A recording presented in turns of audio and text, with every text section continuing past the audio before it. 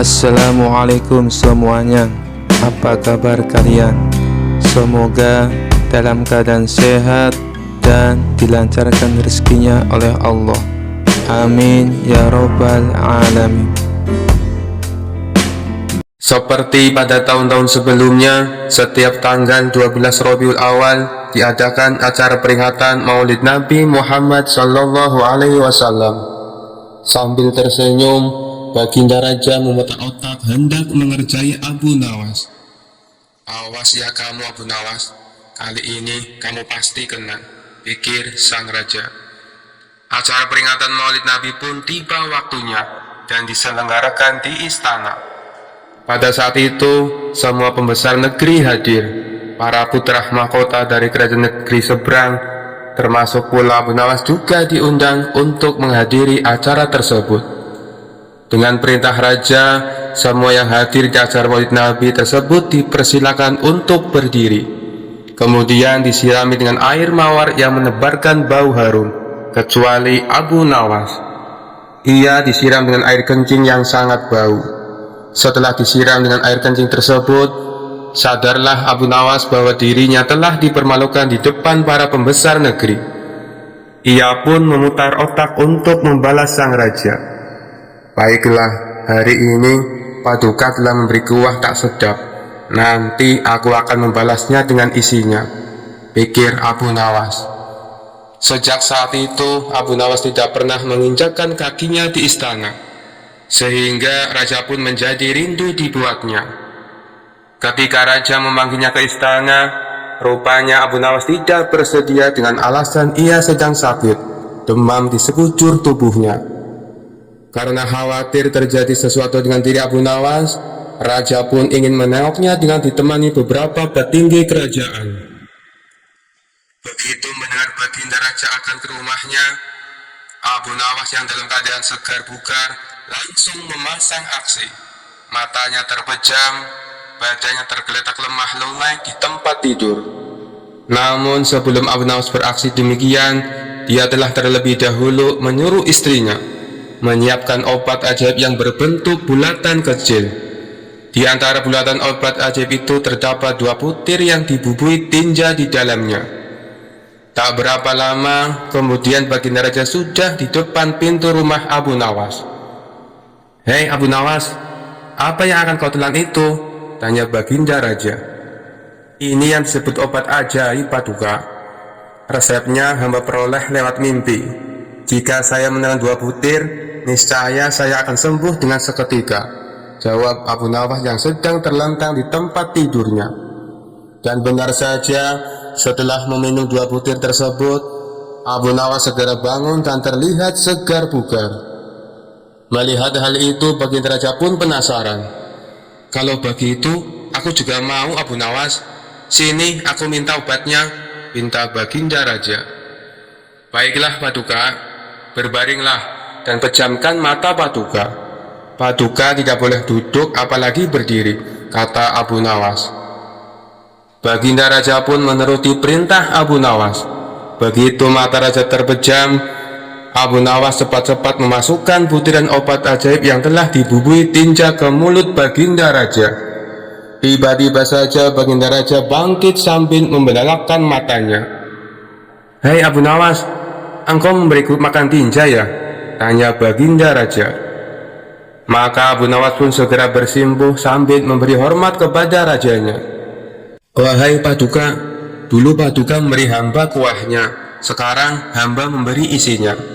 Jikalau Paduka raja tidak memberi hamba uang 1000 dinar, kejadian ini akan hamba ceritakan kepada orang-orang," ancam Abu Nawas. "Jangan Abu Nawas, jangan beritahu kepada siapapun. Nanti aku akan memberimu uang 1000 dinar, timpal baginda raja. Setelah itu, raja dan semua pengikutnya kembali ke istana. Mereka menyiapkan uang sejumlah 1000 dinar untuk Abu Nawas. Kisah selanjutnya. Suatu hari, Khalifah Harun al-Rasyid ingin menguji kecerdikan Abu Nawas. Ia memanggil Abu Nawas ke istananya. "Abu Nawas, saya ingin kamu membawa saya ke kebun anggur yang paling indah di Baghdad dalam waktu 3 hari. Jika kamu gagal, maka akan saya hukum.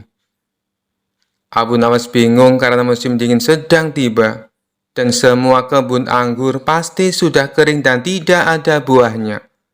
Bagaimana mungkin ada kebun anggur yang indah di musim ini?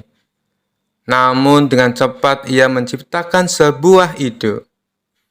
3 hari kemudian, Abu Nawas kembali ke istana dengan membawa sebuah cermin kecil di tangannya. Khalifah Harun al-Rasyid bertanya, "Abu Nawas, di mana kebun anggur yang kamu janjikan?" "Baginda, hamba mohon Anda untuk melihat ke dalam cermin ini," jawab Abu Nawas. Khalifah Harun al-Rasyid melihat wajahnya sendiri di dalam cermin itu. "Ini apa, Abu Nawas?" tanya Baginda dengan marah. "Tuanku yang mulia, kebun anggur yang paling indah adalah kebun yang ada di dalam hati seorang pemimpin yang adil. Bila hati Tuan penuh dengan kebaikan, maka kebun anggur di dalamnya pasti akan indah dan subur," jawab Abu Nawas. Khalifah Harun al-Rasyid tertawa mendengar jawaban Abu Nawas. Ia memuji kecerdikan Abu Nawas dan membebaskannya dari hukuman, bahkan memberikannya sebuah hadiah. Kisah selanjutnya. Suatu hari Baginda Raja merasakan suntuk. Ia ingin keluar istana untuk menghilangkan rasa jenuhnya.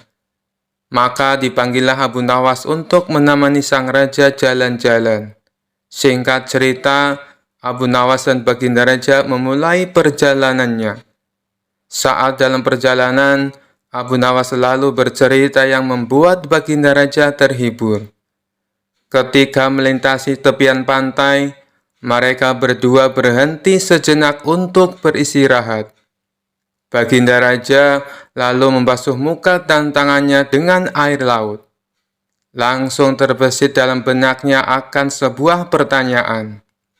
"Hei Abu Nawas, menurutmu kenapa air laut itu asin?" tanya Baginda Raja. "Karena air laut itu tidak mengalir kemana-mana, Paduka. Ia senantiasa ada di tempatnya. Nah, untuk mencegah agar air laut tidak busuk, para leluhur kita dulu memberinya garam. Itulah sebabnya air laut menjadi asin," jawab Abu Nawas. Mendengar penjelasan itu, Baginda Raja tertawa terpingkal-pingkal. Perjalanan mereka berdua pun akhirnya dilanjutkan. Tidak berapa lama dari kejauhan, mereka berdua melihat sebuah benda berkilauan. "Benda apa itu, Abu Nawas? Ayo kita ke sana," ajak Baginda Raja. Abu Nawas bergegas melangkah mendahului Baginda Raja. Setelah benda itu diambil oleh Abu Nawas, ternyata hanya sebuah cermin. Abu Nawas pun segera membuangnya lagi. Melihat hal itu, Baginda Raja terkejut. "Kenapa dibuang, Abu Nawas? Memangnya itu benda apa?" tanya Baginda Raja. "Benda yang sangat jelek, Paduka. Wajar saja kalau si pemiliknya membuangnya," jawab Abu Nawas. "Tapi benda itu terlihat berkilauan dari jauh," ujar Baginda Raja.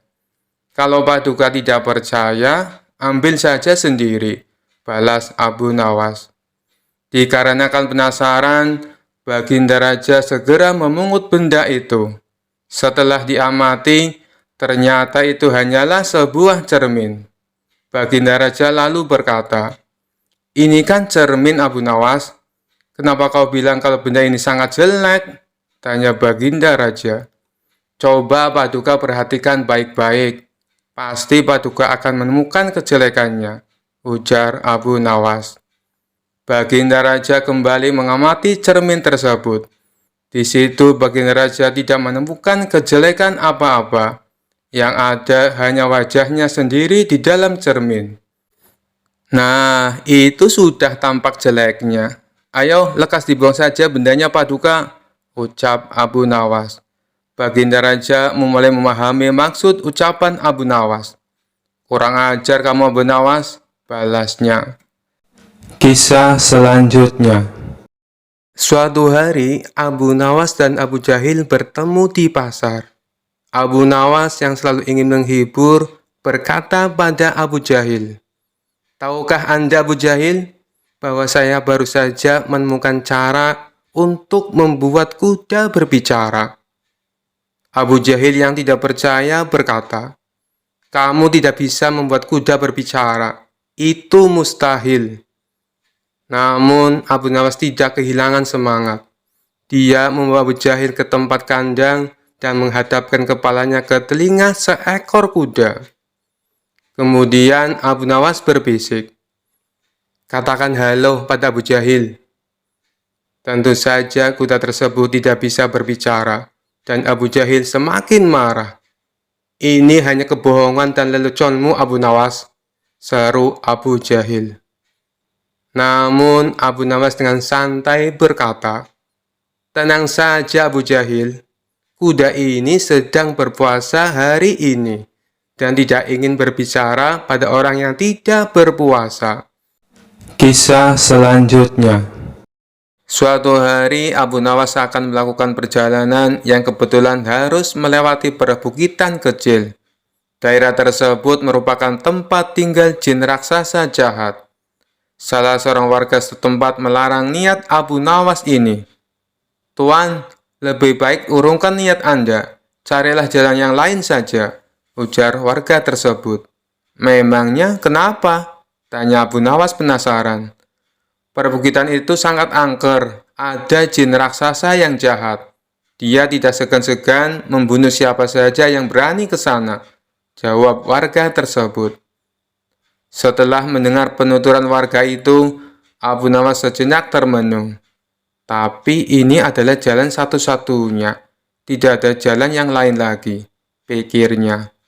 Setelah berpikir matang-matang dengan segenap keberanian, akhirnya Abu Nawas nekat melewati perbukitan kecil tersebut. Benar saja, baru beberapa langkah menginjakkan kaki di sana, tiba-tiba muncul sosok makhluk raksasa yang tidak lain adalah jin jahat. "Hai manusia, lancang sekali kau kemari. Kamu mau cari mati?" bentak jin raksasa jahat. "Tidak, aku hanya numpang lewat, karena ini adalah jalan satu-satunya," jawab Abu Nawas. "Kamu tahu, ini adalah daerah kekuasaanku. Siapapun dilarang lewat sini," kata jin raksasa jahat memberitahu. "Bukannya ini adalah bumi Allah, kamu tidak ada hak melarangku," balas Abu Nawas. "Oh, jadi kamu menantangku, akan aku hancurkan tubuhmu," ancam jin raksasa jahat. "Baik, silakan mencobanya, tetapi aku bisa mengalahkanmu, sebab aku sangat perkasa lebih dari yang kau bayangkan," sahut Abu Nawas tidak mau kalah. "Omong kosong, kau pasti seorang sufi, makanya berani menantangku. Orang-orang sufi itu hanya terpikat pada masalah rohani. Kau tidak akan bisa mengalahkanku, sebab aku memiliki kekuatan. Wujudku 30 kali lipat lebih besar darimu," ucap jin raksasa jahat. "Wujudmu memang lebih besar dariku, tapi itu tidak menjamin kau lebih perkasa.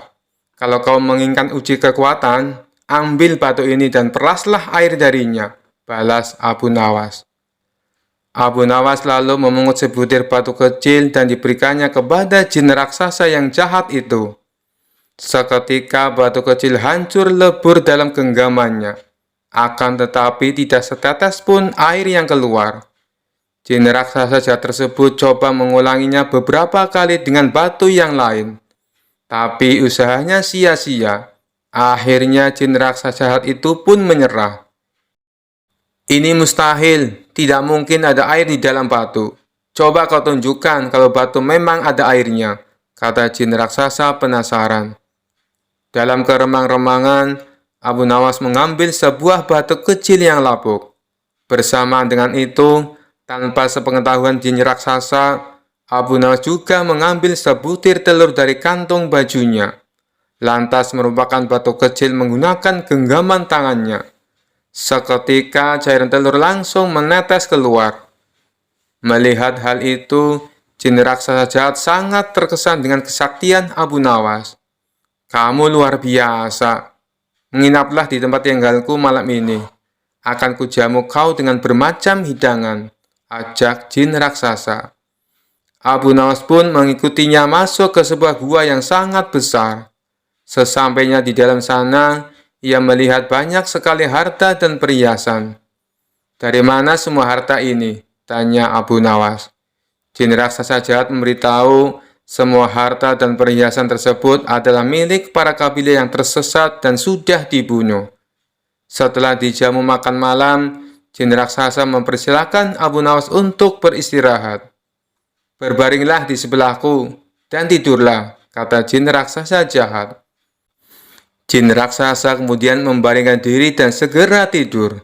Sementara Abu Nawas yang secara naluri mengetahui adanya bahaya pengkhianatan, segera bangkit dan menyembunyikan diri di tempat yang agak jauh dari jin raksasa itu. Abu Nawas mengatur tempat pembaringannya agar seolah-olah tidur di samping jin raksasa. Tidak lama setelah itu, jin raksasa itu bangun. Dia mengambil sebuah batang pohon, lalu menghajar Abu Nawas dengan sekuat tenaga yang dikiranya masih tidur di sebelahnya. Jin raksasa jahat memukul bertubi-tubi sebanyak 7 kali, kemudian kembali berbaring dan tertidur. Setelah jin raksasa benar-benar tidur, barulah Abu Nawas membaringkan tubuhnya tepat di sebelah jin raksasa. Saat hari sudah menjelang pagi, keduanya pun terbangun. Betapa kagetnya jin raksasa melihat Abu Nawas masih hidup, bahkan tidak ada luka sedikit pun.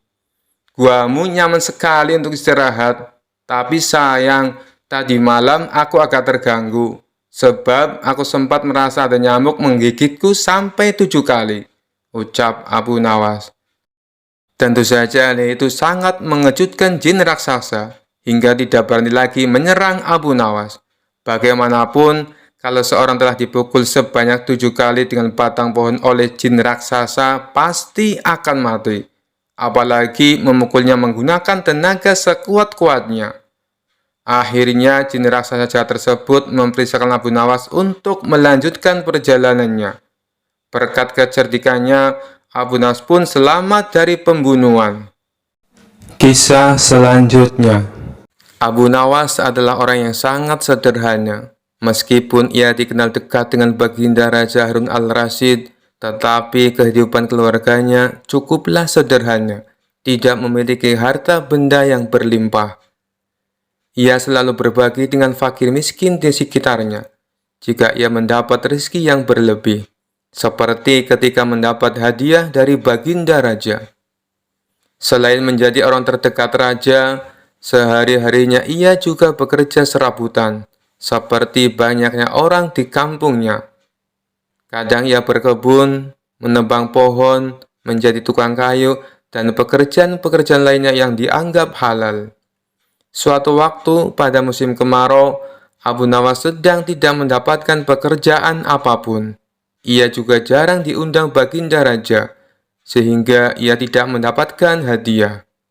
Pemasukan Abu Nawas semakin menipis. Ia hanya mengandalkan sisa dari tabungan untuk membiayai keluarganya sehari-hari. Kadang Abu Nawas mengisi kekosongan waktunya itu dengan beribadah saja, karena memang tidak ada pekerjaan yang lainnya. Suatu hari, istri Abu Nawas meminta sesuatu kepada suaminya. Ia pun berkata, "Wahai suamiku, kapan engkau berikan aku sebuah gaun indah? Beberapa hari ini engkau hanya menghabiskan waktumu untuk berdoa saja," ucap istri Abu Nawas. "Tapi semuanya kulakukan dengan ikhlas, hanya untuk mendapatkan ridho Allah," jawab Abu Nawas. "Kalau begitu, mintalah upah kepada Allah," sahut istri Abu Nawas. Spontan Abu Nawas beranjak menuju pekarangan rumahnya. Dengan berbekal sehari tikar dan alat peribadatan yang lainnya, Abu Nawas mulai bersujud untuk menyampaikan permohonannya kepada Allah. "Ya Allah, berilah hamba upah 100 keping perak," ujar Abu Nawas dengan suara lantang dan dilakukannya berulang-ulang. Rupanya suara Abu Nawas terdengar oleh seorang tetangganya yang kaya dan sedang beristirahat di depan rumah. Mendengar permohonan Abu Nawas, tetangga itu pun berniat untuk mengerjai Abu Nawas. Ia langsung melempar sekantung uang perak 100 keping ke arah Abu Nawas. Abu Nawas pun dibuat kaget.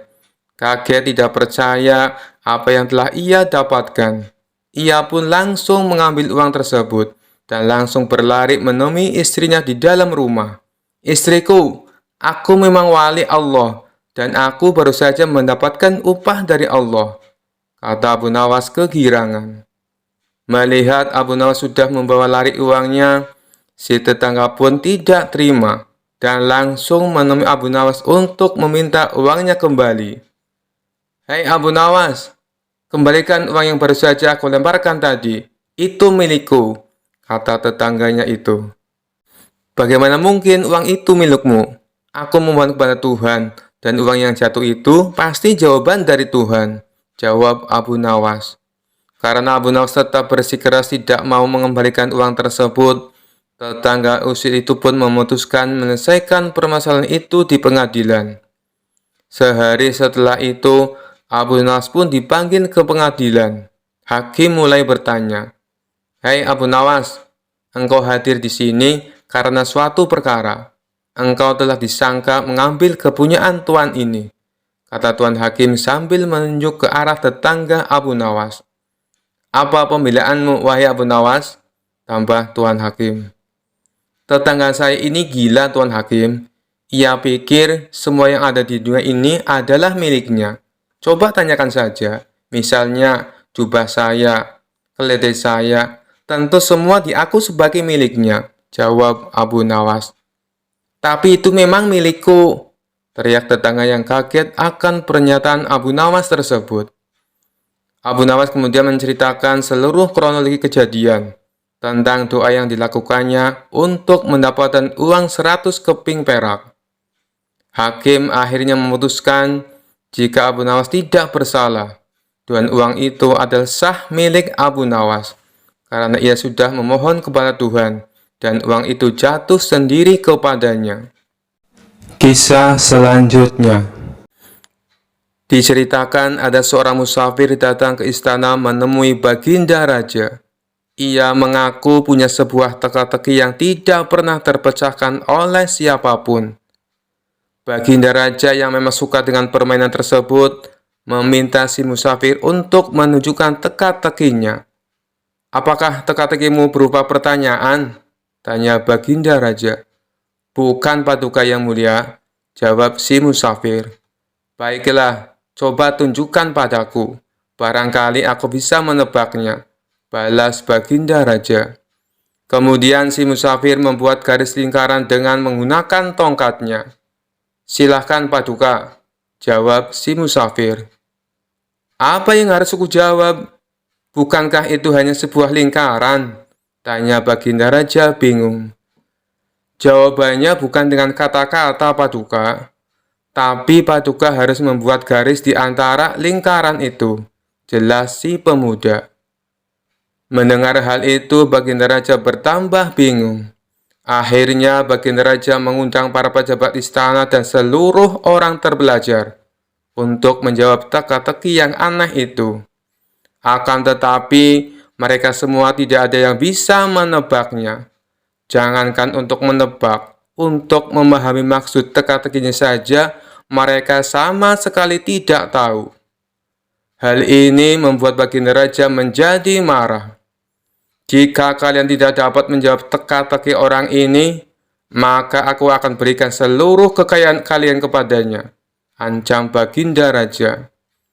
Seluruh pejabat istana dan orang-orang terbelajar pun mulai gelisah. Lalu mereka meminta waktu 24 jam untuk memahami teka-teki tersebut. Baginda Raja pun menyetujui permintaan mereka. Namun setelah sehari berlalu, mereka masih saja belum menemukan solusinya. "Bagaimana? Apakah kalian sudah mendapatkan jawabannya?" tanya Baginda Raja.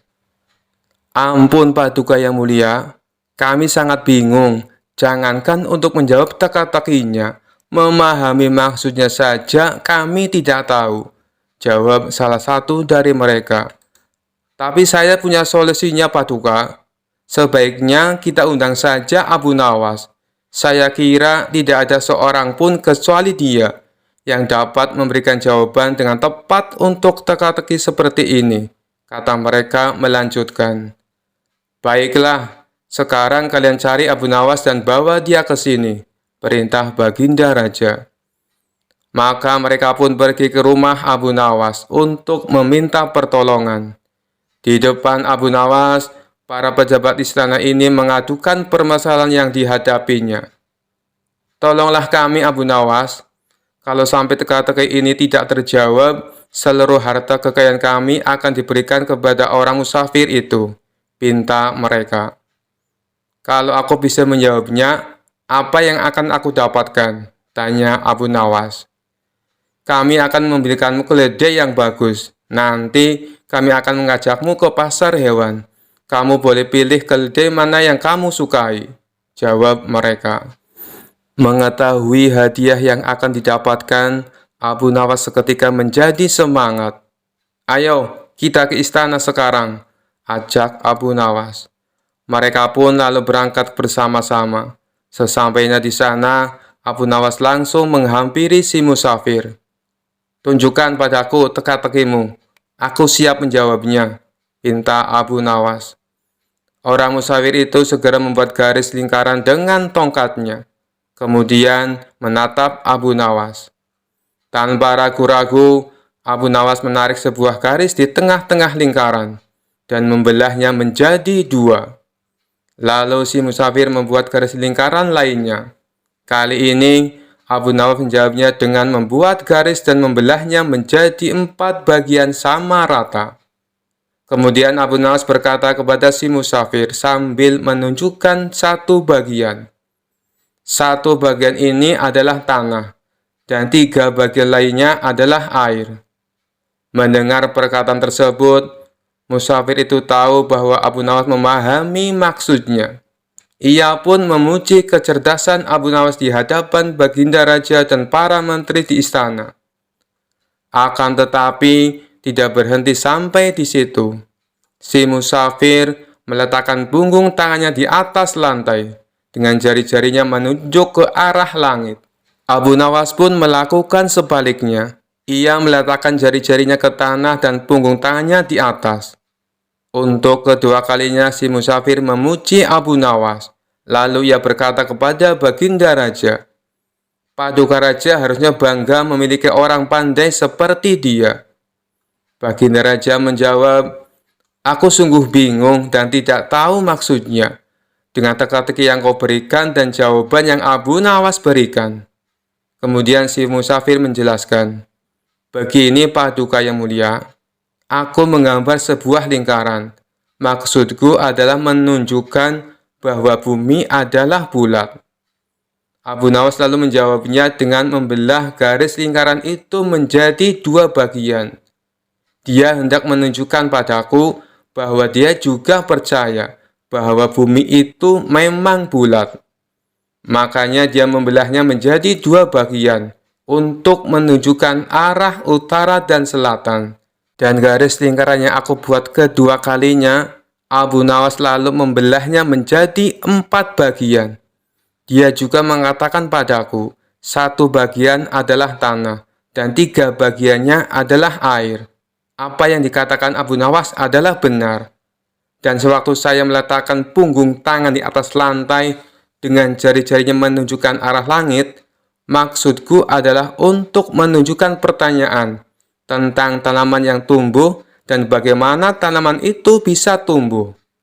Lalu dijawab oleh Abu Nawas, dia meletakkan jari-jarinya menghadap ke bawah lantai dengan punggung tangannya di atas.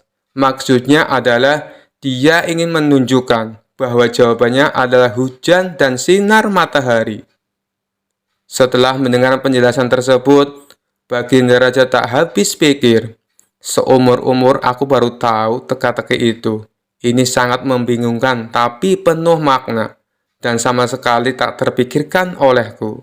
Hanya orang-orang tertentu saja yang bisa menjawabnya, ujar Baginda Raja. Oleh karena itulah, Paduka semestinya bangga. Di negeri Paduka ada orang cerdas seperti Abu Nawas, timpal si musafir. Karena salut dengan kecerdasan Abu Nawas, Baginda Raja memberinya hadiah berupa pundi-pundi uang. Sementara para pejabat istana yang terselamatkan oleh Abu Nawas mengucapkan terima kasih dan memberikannya seekor keledai. Kisah selanjutnya. Pada suatu siang di sebuah masjid pinggir kota Baghdad, ada seorang pria bernama Abdul Qasim yang sedang beristirahat sejenak. Lalu ia terpana dengan gerak-gerik seorang pria yang sedang khusyuk berzikir sambil bersila. Pria itu bernama Abu Nawas. Kenapa ia sangat khusyuk? Jangan-jangan dalam pejaman matanya ia sedang melihat Allah, gumam Abdul Qasim dalam hati. Merasa cemburu karena mengira Abu Nawas dapat melihat Allah, Abdul Qasim pun mengusik pria tersebut. Ia duduk bersila tak jauh dari pria itu dan menunggu waktu yang tepat untuk menyapanya. Hampir setengah jam Abdul Qasim duduk menanti. Akhirnya Abu Nawas membuka mata dan menoleh pada Abdul Qasim yang tengah memandanginya dengan penuh kekaguman. "Ada apa gerangan? Kenapa kau memandangku dengan begitu tajam?" ucap Abu Nawas. "Begini Tuan, saya perhatikan dari tadi, Tuan tampak khusyuk saat berzikir sambil memejamkan mata. Apakah itu artinya Tuan melihat Allah?" tanya Abdul Qasim. "Allah tidak dapat dilihat, tapi kehadirannya bisa dirasakan," jelas pria itu. "Bagaimana bisa merasakan kehadiran Allah? Apakah ia sekarang ada di sini? Kenapa saya tidak bisa merasakan kehadirannya?" tanya Abdul Qasim. "Sebelum kamu dapat merasakan kehadiran Allah, kamu harus menemukannya terlebih dahulu," jawab Abu Nawas. Abdul Qasim tersenyum girang. Sebenarnya sudah lama ia mengembara mencari Tuhan, namun ia tak pernah menemukannya. Setelah bertemu Abu Nawas, ia merasa benar-benar lega dan gembira. Terasa seperti menemukan kunci yang hilang. "Lantas, di mana dan bagaimana saya bisa menemukan Tuhan yang selama ini aku cari-cari, Tuan?" tanya Abdul Qasim. Abu Nawas tersenyum. Lalu ia menyuruh Abdul Qasim untuk sholat 2 rakaat. Jika sudah selesai, ia meminta Abdul Qasim untuk menceritakan apa yang dirasakannya. Setelah mendengarkan perintah tersebut, Abdul Qasim lalu menjalankan sholat 2 rakaat. Setelah itu, ia mengatakan apa yang dirasakannya kepada Abu Nawas. "Tuan, terus terang saja, selama sholat 2 rakaat, aku lebih banyak melamun," jawab Abdul Qasim.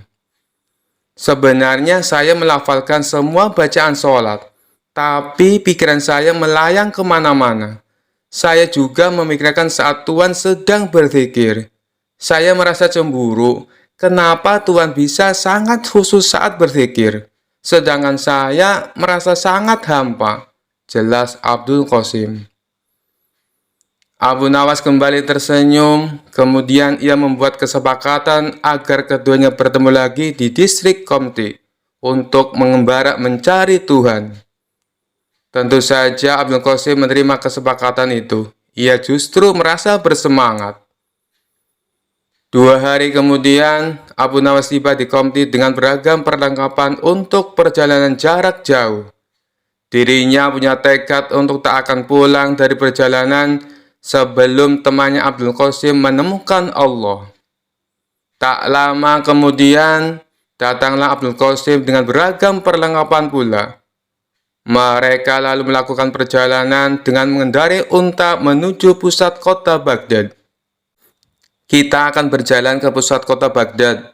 Di sana penuh keramaian, sehingga Allah pasti ada untuk mengatur peran-peran dari kehidupan manusia dan rezeki setiap orang," Namun, tampaknya tak semua orang bisa merasakan kehadiran Allah, seperti yang sekarang ini kamu alami, ucap pria cerdas itu kepada Abdul Qasim. Baiklah, Tuan, aku siap melakukan perjalanan ini, jawab Abdul Qasim. Jarak antara Qomti dan pusat kota Baghdad sangatlah jauh. Di antara keduanya terbentang padang pasir yang gersang dan panas.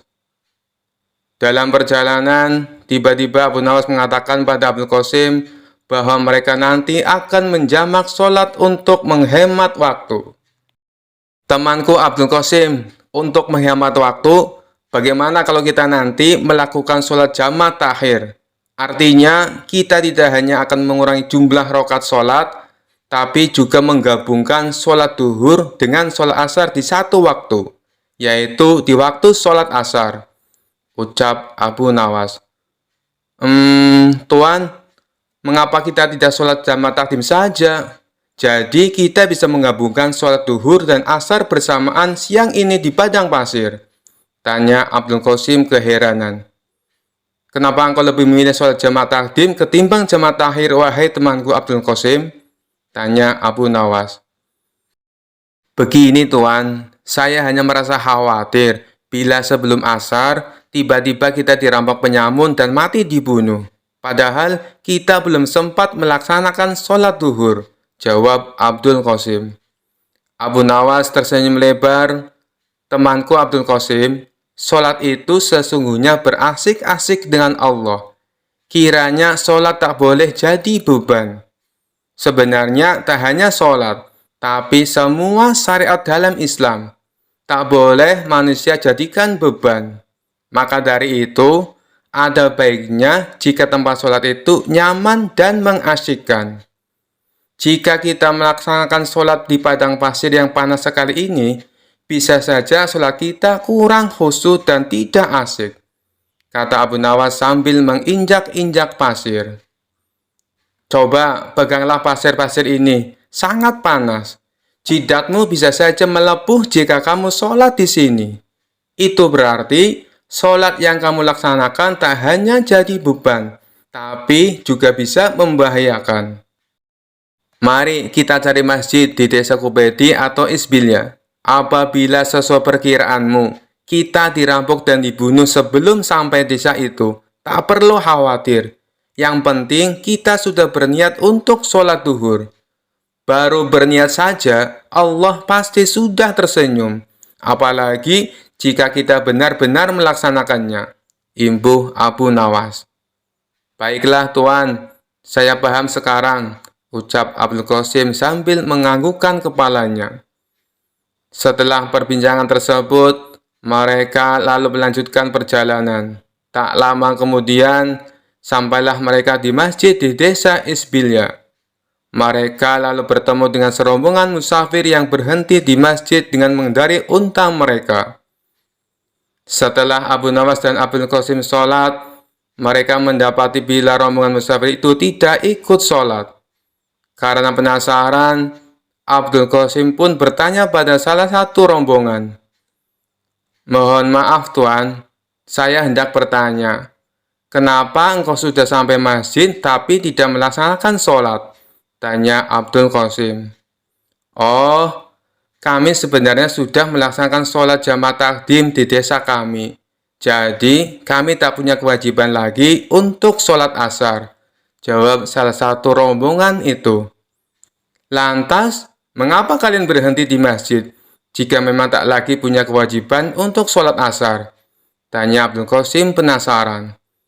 Oh, itu karena beberapa ekor unta kami tampak kelelahan. Jadi, kami berhenti sejenak untuk membiarkan mereka beristirahat di taman masjid ini. Islam mengajarkan kami untuk tidak berbuat zalim kepada semua makhluk, termasuk pada unta-unta ini. Benar begitu kan? Jawab kepala rombongan. Abdul Qasim merasa kagum dengan jawaban ketua rombongan musafir itu. Namun masih ada yang ingin ia tanyakan. Tuan, apakah engkau bersikap baik hanya pada unta saja atau pada semua binatang? Tanyanya. Ketua rombongan itu tersenyum lalu menjawab, "Jangankan kepada binatang, bahkan kepada pepohonan ini pun kami juga takut untuk berbuat zalim. Kita sholat untuk mencegah dari berbuat fahsyah dan mungkar. Untuk apa kita sholat jika tetap berbuat kejahatan terhadap sesama makhluk ciptaan Allah?" Abdul Qasim semakin kagum dengan jawaban tersebut. Ia lalu pamit untuk melanjutkan perjalanan bersama Abu Nawas. Sepanjang perjalanan, ia tampak lebih tenang saat mengendalikan untanya. Sepertinya ia tengah berusaha mencerna kalimat yang diucapkan oleh ketua rombongan musafir tadi. Abu Nawas mengajaknya berbicara untuk memecahkan keheningan. "Tampaknya kau sedang berpikir sesuatu. Apa yang sedang kau pikirkan?" tanya Abu Nawas. Abdul Qasim sangat bersemangat dan sontak bertanya, "Sebenarnya, tadi saya mendengar kepala musafir menyebutkan kata fahsyah dan mungkar. Jujur saja, saya belum mengerti maksudnya, Tuan. Bolehkah saya meminta penjelasan pada Tuan?" "Oh, jadi itu yang membuatmu penasaran. Jadi, fahsyah adalah semua perbuatan buruk yang tidak mengakibatkan kerugian langsung kepada orang lain. Karena tak langsung memberikan dampak buruk, biasanya orang-orang tak segera bisa mengenali nilai-nilai buruk yang terkandung dalam fahsyah itu. Setelah itu, Allah akan memberikan pelajaran lewat agama," jelas Abu Nawas. "Agar hamba semakin paham, bisakah Tuan menyebutkan contoh fahsyah?" tanya Abdul Qasim antusias. "Contohnya saja perzinaan, meneguk minuman beralkohol, atau memakan makanan haram. Saat dua orang berzina, sebenarnya orang lain tak merasa dirugikan secara langsung, sebab tak ada korban jiwa akibat perbuatan mereka. Inilah mengapa nilai-nilai buruk dalam fahsyah tidak mudah dikenali oleh umat manusia." Abdul Qasim tertegun dan menganggukkan kepala tanda paham. "Sekarang, bandingkan dengan perbuatan mungkar. Mungkar adalah perbuatan buruk yang menimbulkan kerugian langsung pada orang lain. Misalnya saja pencurian, pembunuhan, atau perampokan. Karena semua itu berdampak langsung pada orang lain dan ada korban jiwa akibat perbuatan itu, maka nilai-nilai buruk yang terkandung dalam perbuatan mungkar gampang sekali dikenali. Bahkan seorang ateis sekalipun percaya bila pembunuhan, perampokan, dan pencurian adalah perbuatan buruk," jelas Abu Nawas. Lelaki yang tengah mencari Tuhan itu pun merasa kagum dengan penjelasan dari tuannya. Hatinya berbunga, banyak sekali ilmu yang ia dapat dari perjalanan ini. Dari desa Isbilia, kedua penggemar itu melanjutkan perjalanan mereka ke pusat kota Baghdad. Selama 8 hari, mereka berjalan melewati padang pasir yang panas. Setelah melakukan perjalanan selama 13 hari, sampailah mereka di bibir kota Baghdad. Abu Nawas merasa heran karena sejumlah ruas jalan menuju pusat kota ditutup. Hampir 2 pekan melakukan perjalanan, pujangga ini tak tahu perkembangan berita. Mereka pun mencari-cari jalan agar cepat sampai di pusat kota Baghdad. Pada akhirnya, mereka pun berhasil sampai di pusat kota Baghdad. Ada ratusan ribu orang berkumpul di alun-alun karena hendak melaksanakan sholat. Rupanya, hal tersebutlah yang membuat sejumlah ruas jalan ditutup. Lalu Abu Nawas mengajak Abdul Qasim untuk ikut sholat berjamaah. Usai sholat, mereka menyaksikan sejumlah orang naik ke atas panggung, lalu satu persatu melakukan orasi. Beberapa orang berorasi menggunakan kalimat yang tak selayaknya diucapkan usai sholat. Abdul Qasim yang jarang berkunjung ke pusat kota Baghdad merasa terheran-heran menyaksikan pemandangan ini. Usai mendengarkan semua orasi, mereka melanjutkan perjalanan. Abu Nawas lalu bertanya pada Abdul Qasim, "Bagaimana? Apakah sejauh ini kamu sudah menemukan Tuhan? Belum sepenuhnya, jawab Abdul Qasim dengan nada suara agak sedih. Bahkan sejujurnya, di alun-alun tadi saya merasa tidak sholat. Boro-boro saya menemukan Tuhan, imbuhnya. Abu Nawas tahu arah pembicaraan Abdul Qasim, tapi ia biarkan temannya itu meracau sendiri di atas panggung untanya. Saya merasa barusan mengalami perbuatan mungkar, ucap Abdul Qasim meracau. Kenapa bisa begitu? Tanya Abu Nawas. Saat menuju pusat kota Baghdad, kita tadi benar-benar kesulitan mencari jalan.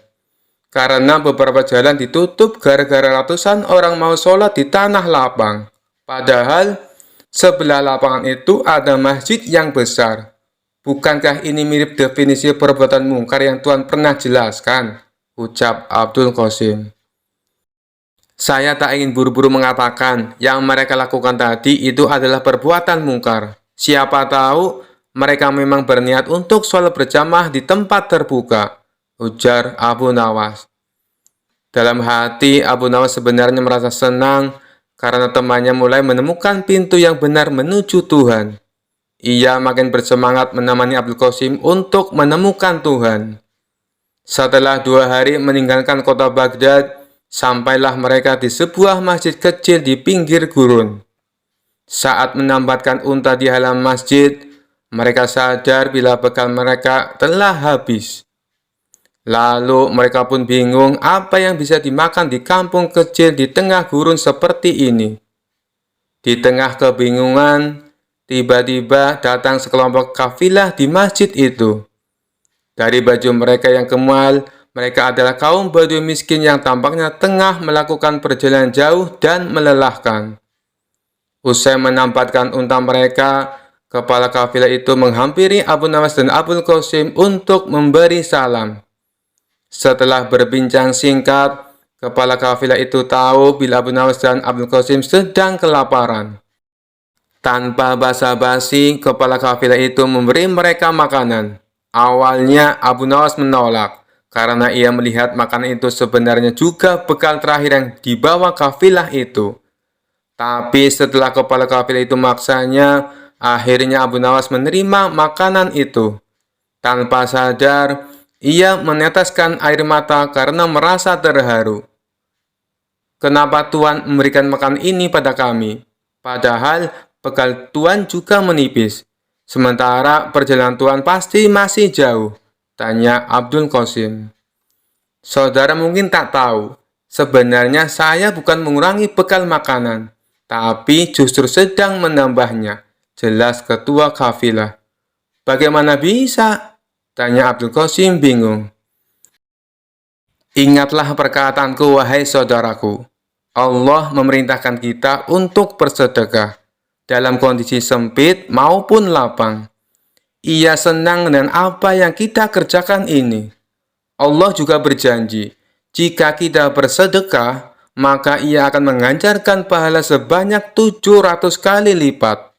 Bayangkan saja, saya sekarang memberi kalian sekantong makanan, maka nanti akan datang 700 kantong makanan untuk kami, ucap ketua kafilah. Bagaimana Tuhan bisa yakin? Seandainya 700 kantong makanan itu tidak datang, Tuhan akan mati kelaparan, ujar Abdul Qasim penasaran. Saya yakin sekali bahwa Allah di samping kita. Jangan pernah meragukan kemampuannya membagi-bagi rezeki. Buktinya, saat kalian sedang kelaparan di padang pasir, Allah tetap mengirimkan rezeki dengan mengutus kami datang ke masjid ini, ucap kepala kafilah sambil menepuk pundak Abdul Qasim. Lagi pula, jika Allah tidak memberikan 700 kantong makanan pada kami, pada nanti malam atau besok pagi hingga kami pun mati, saya lebih berbahagia lagi. Itu berarti Allah yang kami yakini selalu ada di samping kami. Akan segera kami jumpai dengan sepenuh keyakinan dan kebahagiaan. Imbuh ketua kafilah sambil undur diri untuk menyantap bekal terakhirnya. Sementara Abu Nawas dan Abdul Qasim menyantap makanan mereka dengan tetesan air mata. Saat senja tiba, rombongan kafilah itu mohon pamit. Lalu Abu Nawas dan Abdul Qasim mengantar kepergian mereka dengan syukur dan sukacita. Karena hari sudah semakin gelap, bagaimana kalau bermalam saja di masjid ini? Besok kita akan kembali ke rumah masing-masing, ucap Abdul Qasim. Apakah itu artinya kau sudah menemukan Tuhan, saudaraku Abdul Qasim? Tanya Abu Nawas. Benar, Tuan. Saya sudah menemukan Tuhan yang selama ini hilang dari saya. Tapi Tuan nikmati keberadaannya dalam zikir Tuan. Jelas Abdul Qasim yakin. Bagaimana bisa engkau tiba-tiba menemukan Tuhan, saudaraku? Tanya Abu Nawas penasaran. Sebenarnya, ketika hari pertama kita melakukan perjalanan, dan Tuhan berkata bahwa sholat harus mengasihkan dan tak boleh tersiksa menanggung beban, saya hampir menemukan Allah. Ia menurunkan syariat agama pasti untuk membahagiakan umatnya, bukan untuk mempersulit mereka, ucap Abdul Qasim. Kemudian, ketika kita bertemu dengan musafir yang peduli pada unta-unta mereka, saya sudah merasa semakin dekat dengan Tuhan yang saya cari. Lalu, ketika saya tak merasa bahagia ketika sholat di alun-alun kota Baghdad, sesungguhnya saya merasa tengah diajarkan makna dan tujuan sholat yang sebenarnya. Imbuh Abdul Qasim. Abu Nawas hanya terdiam dan tersenyum. Wahai saudaraku, sore ini adalah puncaknya saya menemukan Allah. Bertemu dengan para kafilah membuat saya sadar bahwa tujuan dari sholat sesungguhnya adalah menjaga kemanusiaan. Tanpa pemberian mereka, mungkin kita malam ini akan mati kelaparan. Sholat yang mereka lakukan membuat mereka yakin kemanusiaan harus dijaga dimanapun mereka berada. Sekarang, saya semakin yakin mengapa Allah memerintahkan kita untuk sholat. Saya pun merasa Allah kini selalu berada di samping saya, karena saya meyakini hal itu, ujar Abdul Qasim. Abu Nawas tersenyum bahagia. Ia bersyukur karena akhirnya saudaranya dapat menemukan Tuhan, yakni di hatinya. Mereka pun bermalam di masjid itu. Keesokan harinya, mereka berpisah untuk kembali ke rumah masing-masing. Abdul Qasim berterima kasih pada Abu Nawas karena telah menemaninya mencari Tuhan. Sekian dulu perjumpaan kita kali ini. Sampai bertemu lagi di kisah-kisah selanjutnya. Terima kasih yang sudah subscribe dan setia menonton channel ini. Wassalamualaikum warahmatullahi wabarakatuh.